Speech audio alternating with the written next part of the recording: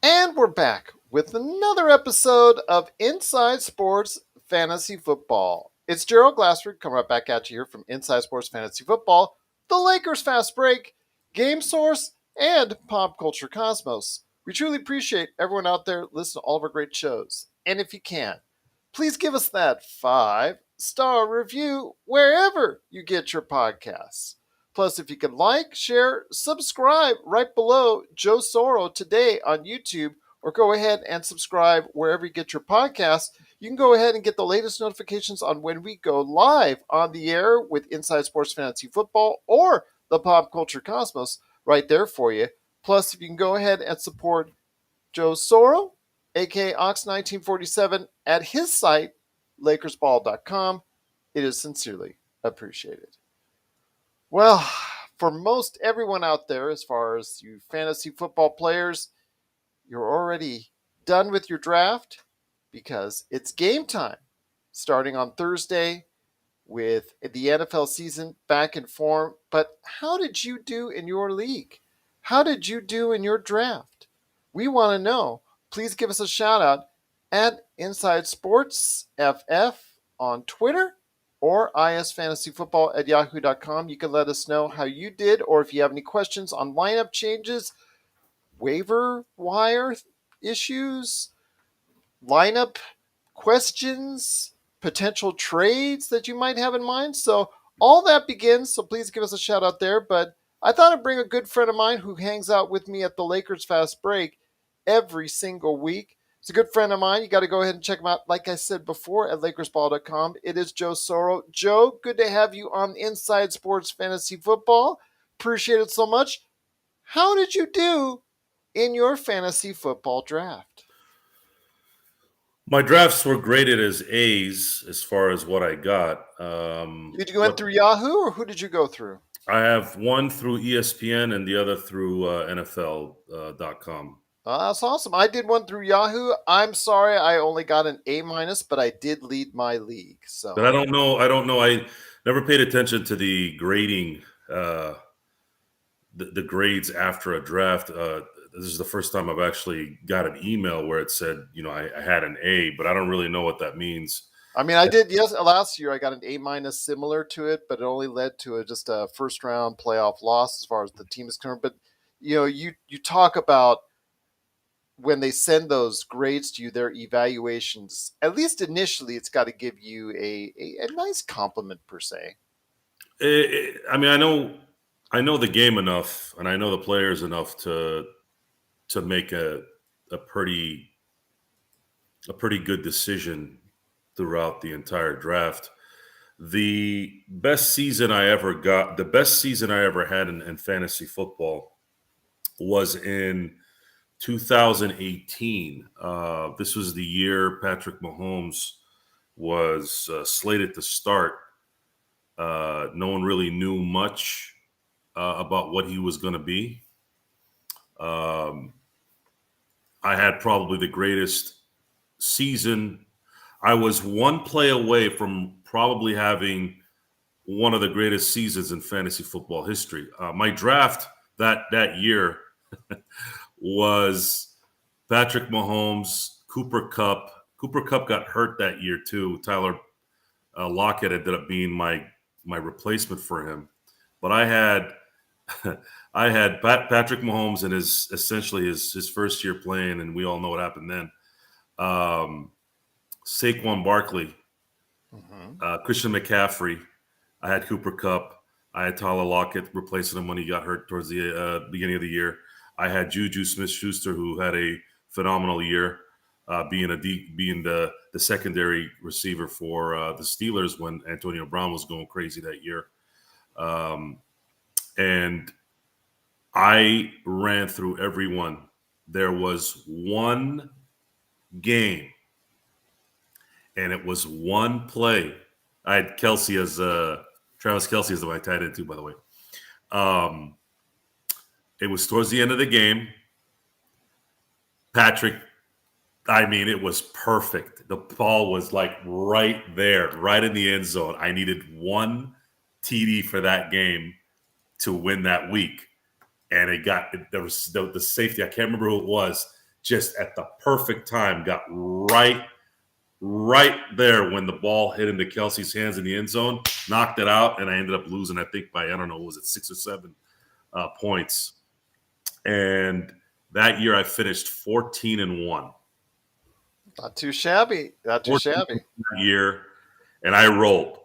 I mean, it was real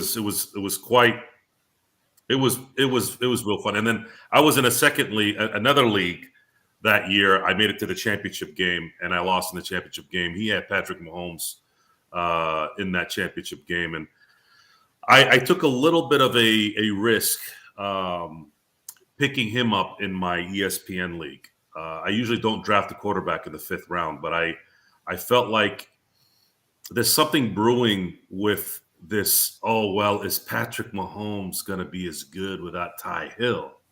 Mm-hmm. And I know that Juju Smith-Schuster is a good player. As a matter of fact, I'm still upset being a Steeler fan that he's not a Steeler anymore, because I think he would have been a huge asset for the team now, especially with Mitch Trubisky being the quarterback. And he'd be a nice kind of like security blanket for him. And even if Kenny Pickett ended up taking over down later in the season. But I'm thinking, and this is how it happens when you're a great player like Patrick Mahomes, he's already getting that noise where, well, is he going to really be that good? Is this receiving corps going to be really kind of what it was? And is Travis Kelce getting too old? I'm expecting Patrick Mahomes to have a similar season in 2018, just because of that. And I think it's Andy Reid, guys. It's Andy Reid. Andy Reid, I don't really think there's an argument, at least not on my end. He's the best offensive play caller of our generation, last 20 years. And if anybody's going to find a way to make it work, I think it's going to be him. And what better weapon than to have Patrick Mahomes being your gunslinger in that? Well, I'll tell you what, a lot to look forward to, but when you were building your team and how the draft laid out for you, what are some of the things that actually you were able to go ahead and execute that was towards your plan? Because I know for me, even though I had the number 4 position, it all went awry when wide receivers started going at the top of the draft. So I had to change my strategy from leaning towards a running back dominant top of the draft into something a little bit different. Now, it worked out as, again, so far, on paper, I have what looks to be the best team in my league, but that's all on paper. As you and I both know, it takes the games and injuries and things of that nature and how you handle the lineups, et cetera, et cetera. So going into it, my friend, how did the draft lay out for you the other night when you went ahead and made your picks? In both drafts, I tried to go heavy on running backs towards the beginning because I knew I was going to go receiver the rest of the way. Mm-hmm. They're both PPR leagues. Mm-hmm. We are in I believe this, last few seasons, we are very receiver heavy, receiver centric. Is that the word? Yeah. So it didn't matter. I don't think it mattered if I was picking at 4, which I did in one, and then 9th in the other. I wasn't too concerned about that. I think those days where you were concerned to pick in the top 1 or 2 or 3 is when you knew you were going to get a 1,500-yard running back who could catch 70, 80 balls. I guess McCaffrey could be that guy. If he stays healthy. But it's not fair to expect a running back to be available, especially after 6-7 years in the league. It's just a brutal sport for running backs. I don't know. You don't know. You're just risking a lot there. And then you got guys like Derrick Henry, who I have a lot of respect for. I think he trains as well as any running back has ever done, and his is Tennessee is the only team I have seen in the NFL the last 5 to 6 years that has kept a little bit of the old school football viable. So whenever someone says, "Well, this is a passing league," well, it's an arena football league. I'm one of them. Tennessee gives you that hope that the fundamental game of running the football and playing smart defense is still alive. And I hate to crap on Ryan Tannehill, but if Tennessee had, let's say, a Matthew Stafford, just a little bit better quarterback, they probably would have won a Super Bowl last couple of years, one of the last couple of years. Mm-hmm. So it would have made sense. It would have been one of those things where, hey, the running back can still be an important element in this game. Especially with Derrick Henry taking Yeah. a probably one of the larger shares for any running back that's out in the NFL right now. Well, the uniqueness about him, this is the amazing part about this, is he really gets better. I know he got hurt last year, and it was, I'm sorry to say, inevitable. There's just too much activity there that for him not to eventually get something. I hope nothing happens to him. I wasn't able to draft him in any of the drafts, but I wish him well because I think he's the guy that puts in that kind of work, especially in a brutal position like that. You got to give him a heads. You got to give him. You got to take your hats off for on that. I don't know. I'm amazed at how he really does get better the later the game is. Yeah. And it's just not. It should be fundamental, I guess, from all the years you've been watching football, but he really is able to do it. And it's a really beautiful game to watch when you can watch him just see people bounce off him. I guess I miss Jerome Bettis. I'm a Steeler fan. I miss those days where Jerome Bettis was that guy where he would close the games and you just after 3.5 quarters of trying to slow someone down, and then you're like dead tired, and then you got to run into an anomaly, which I think Derrick Henry can be is that guy. He's an anomaly in this league. Yeah. Where you have this and self-proclaimed fat guy like Jerome Bettis who had amazing feet and amazing ability to take all that pounding after 10, 11, 12 years, yet still feel like one of the first questions I'd love to ask Jerome is, how's your body, dude? Because I never felt like he ever looked debilitating, even during injuries that he had. And I would be interested to hear how Derrick Henry feels. And those type of things in preparing for preparing the important parts at that first 3-4 rounds. Do you have that running back that you can rely on week in and week out? Sort of. So now what's the next step? Okay, where are we going with this? You know that the league is going to protect the quarterback. Mm-hmm. And is there going to be a mental thing that's going to be happening with these quarterbacks? I.e., let's say Lamar Jackson's another guy. This guy is trying to get his, the real life stuff can factor into the fantasy thing, which is interesting, right? Yeah. Is Lamar Jackson going to be so amped to prove the Ravens wrong, kind of like Aaron Judge has this year, and the Yankees not giving him what he wanted at the beginning of the year? And is he going to turn into this psycho that's going to go 40 touchdowns through the air and drop 15 running? It might happen, Yeah. So those are that's probably the most exciting part of what was going on this last few days during my drafts is who is more likely to kind of really come out and really say, well, you guys thought, I lost this guy and I was going to kind of be downgraded. Well, these guys don't want to pay me my money. And is this guy going to be healthy enough to, play 4 quarters, 17 games a year? Here we go. So that played a factor in it. And I try to do my best to make sure that the guys who are going to really get the ball at the end of the game are the ones that I'm getting. That's another big thing. I'll tell you what, sounds like you actually focused in on a good plan and stuck to it in your draft. Like I said, things changed for me. I will say that as the draft unfolded, I sort of focused away from running backs until the mid rounds, where I still picked up three 1,000-yard rushers. But I was able to go ahead, and while everybody was leaning left, I went right when I saw the quarterbacks, all of them were still available. So in the early rounds, the 3, 4, and 5 rounds, there was a Josh Allen who is the leading or projected to be the leading fantasy point scorer in the league, and also Kyler Murray, who is number 3 projected to be out. So you know what? Those guys were just too tempting for me. I picked them up both.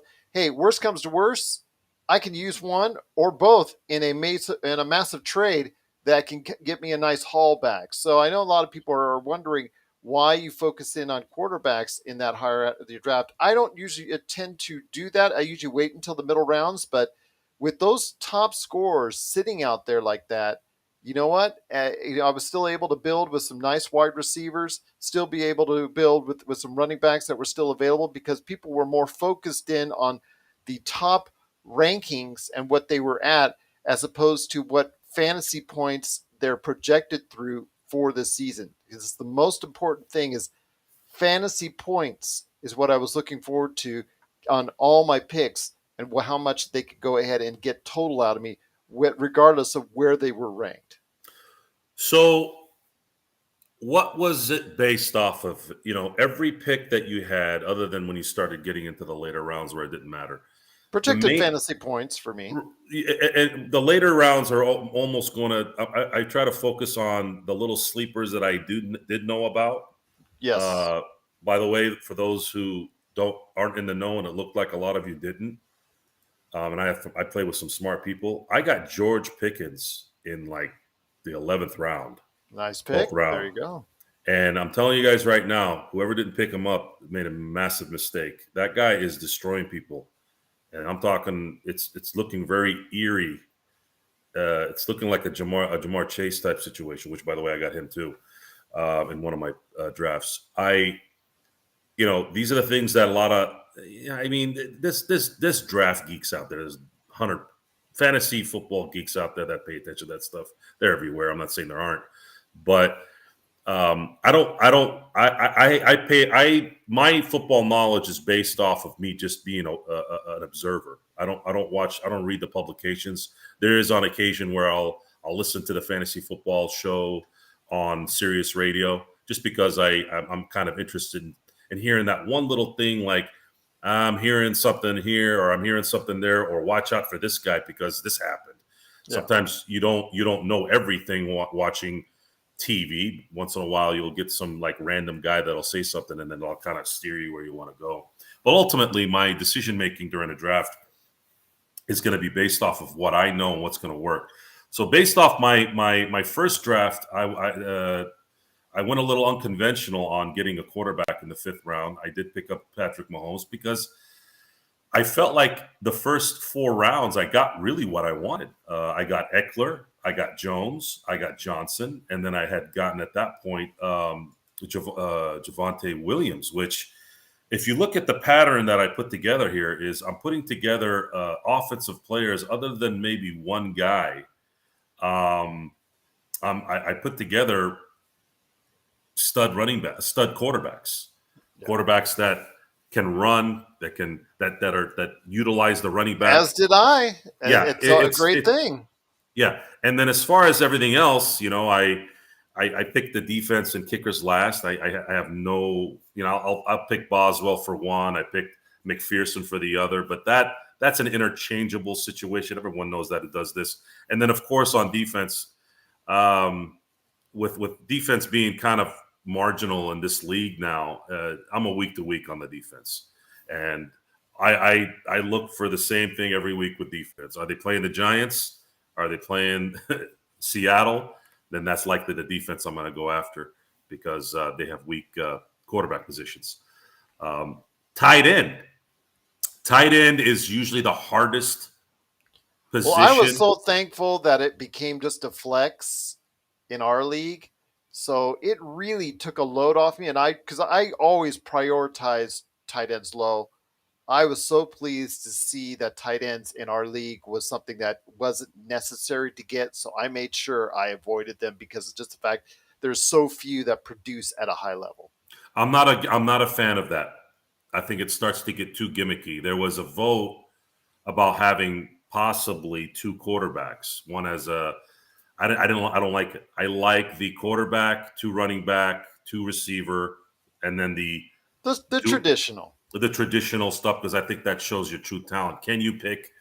Can you interchange the tight ends if you have to, or pick the right tight end? I got Goddard, which I had last year, and he played phenomenally. You did.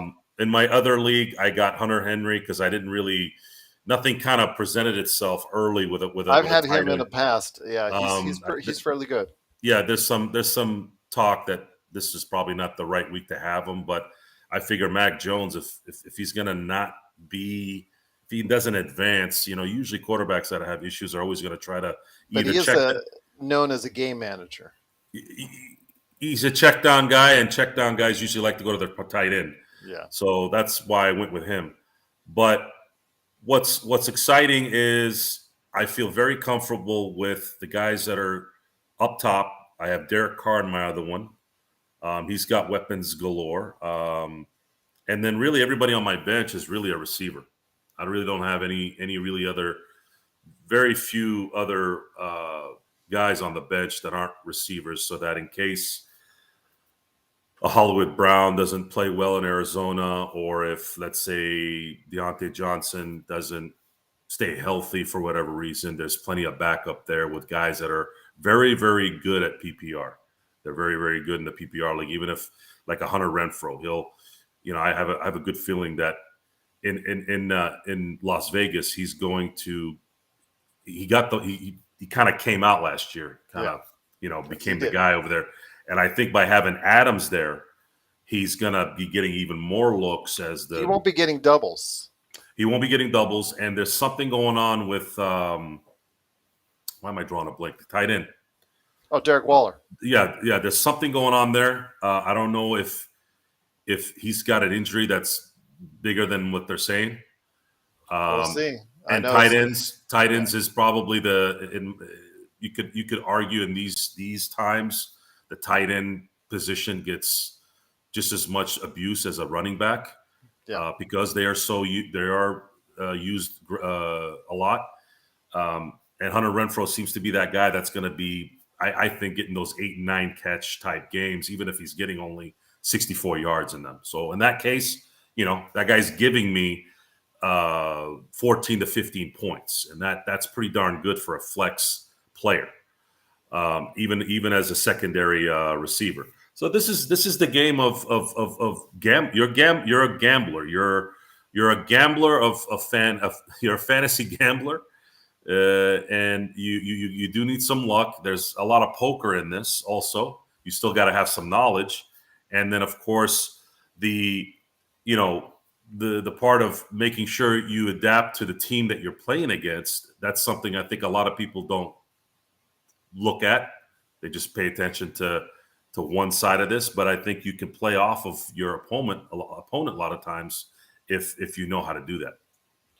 Once again, it's Joe Soro from LakersBall.com. Really great to have him here, and I hope to have him on future episodes. I've got Jason Dutch always here as well, and of course Chris Lardieri and Dom Lardieri whenever they can stop by as well. But before we head on out, it is week 1 in the NFL. The season is here, my friend. There's no longer any waiting or anticipation. When this flows out, it will be the season opening day as we go ahead and head into another fabulous season of the NFL. Before we head on out, my friend, any week 1 matchups fantasy football owners need to be aware of as they start their season with the hopes of winning their fantasy championship. You as far as which players to play? Yeah. Anything that stands out to you for week 1 in the NFL? Obviously, the Bills and the Rams, that I think is going to be a shootout. I think it's going to be more of an offensive battle. So if you have their defenses, I think I'd probably be a little bit wary unless you're looking to see if you can get any fumbles or interceptions out of it. But yardage-wise, I think you're going to be hindered a bit there. I think that a team to look out for is the 49ers. If you have their defense, they're playing at the Bears in Chicago. And what they're going to do with a Chicago team that's not thought of very well, it could be a good time for their defense if you have them, or if you see them on the waiver wire. It might be someone you might be a team you want to pick up there. So those are the kind of things that I'm looking forward to in looking at for week one. Anything that you're looking at in particular? Not really. Just I feeling out for the so far. Yeah, it's more of if the question was what team may surprise you in week one, I have a feeling the Jets are going to do something this week. Mm-hmm. This week one, it might not. Wilson, it's up Yeah, to Wilson.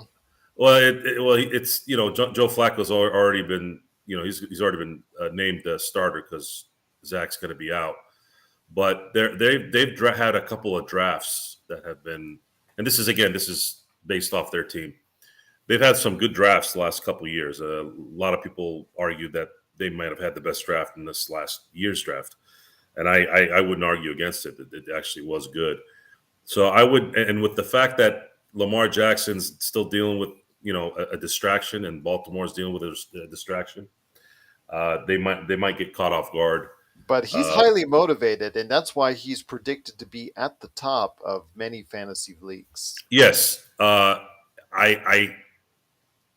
I think from a football standpoint, it's dangerous. From a statistical standpoint, Lamar could still have a good game yet not win the game, which in a weird way would would explain probably why the Ravens are reluctant to drop 250 million of guaranteed money for him.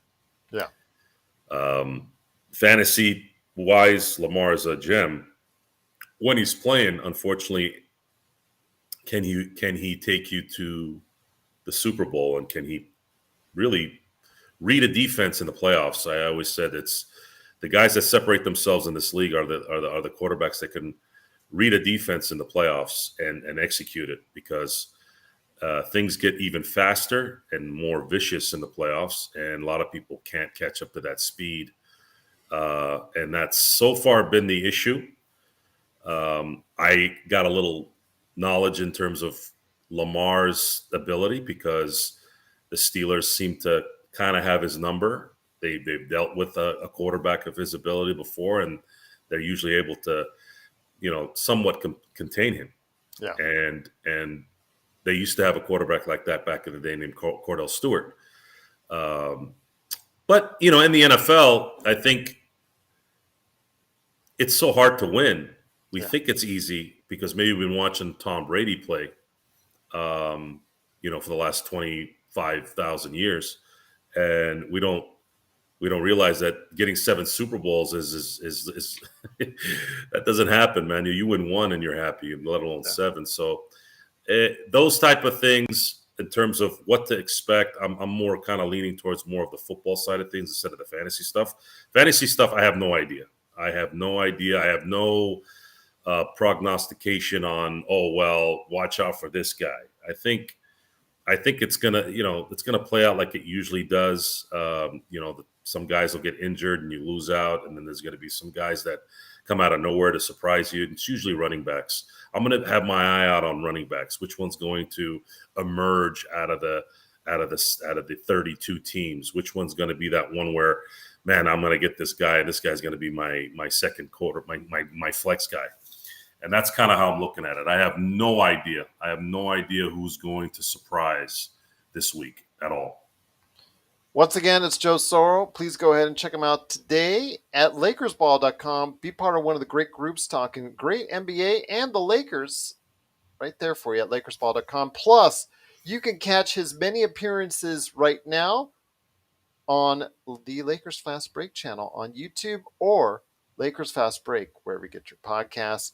If you, again, have any questions on lineups, if you have any questions on potential trades, you have any questions on waiver wire pickups at all during the season, we answered them all last season.